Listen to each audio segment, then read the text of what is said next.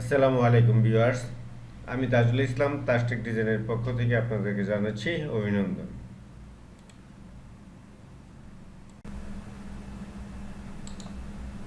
এখানে আমি আলোচনা করব ম্যাজিক ওয়ান টুল নিয়ে। ম্যাজিক ওয়ান টুল সিলেক্ট করুন। ম্যাজিক ওয়ান টুলের কাজ হচ্ছে একটা নির্দিষ্ট কালারকে সে সিলেক্ট করবে। আমি যে ম্যাজিক ওয়ান টুল দেখেন, আমি লেসো টুল বা মার্কিউ টুলস, এই সবগুলো টুলই কিন্তু এই উপরের এই টুলগুলো সে ডিফল্ট পাবে। New selection, add to selection, এগুলো সিলেক্ট করে অটো আসছে। তো ম্যাজিক ওয়ান টুল সিলেক্ট করে আমি এই কালারটার উপরে সিলেক্ট করলাম, দেখেন সেই রিলেটেড কালারটা সিলেক্ট করে নিয়েছে।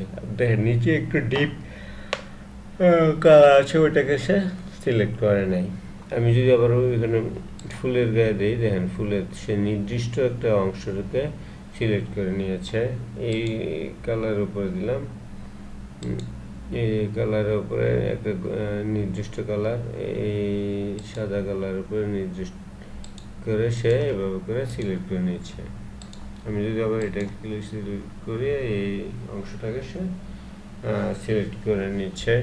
আমি আবার অ্যাড করতে চাইলে এটা দিয়ে অ্যাড দিলাম, অ্যাড দিয়ে আমি আর ইয়ে করলাম, পুরোটা সিলেক্ট করে নিয়েছে। আমি আরও অ্যাড দিব, এই অংশটা, এই অংশটা,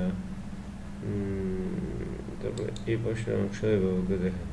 আমি যদি ডিসে রাইট বাটন ক্লিক করে আমি সিলেক্ট ইন বার্স দেই, শুধু সে ছবি সহ ফুলটা, প্রজাপতি সহ ফুলটাকে সিলেক্ট করে নিয়েছে। আবার রাইট বাটন ক্লিক করে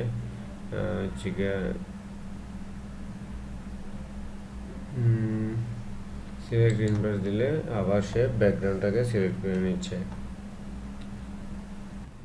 আশা করি টিউটোরিয়ালটি ভালো লেগেছে। আর ভালো লেগে থাকলে অবশ্যই লাইক, শেয়ার, কমেন্ট দিয়ে আমার সাথে সংযুক্ত থাকবেন। আর যদি সাবস্ক্রাইব করে না থাকেন তাহলে আমার চ্যানেলটি দয়া করে সাবস্ক্রাইব করে দেবেন। ধন্যবাদ।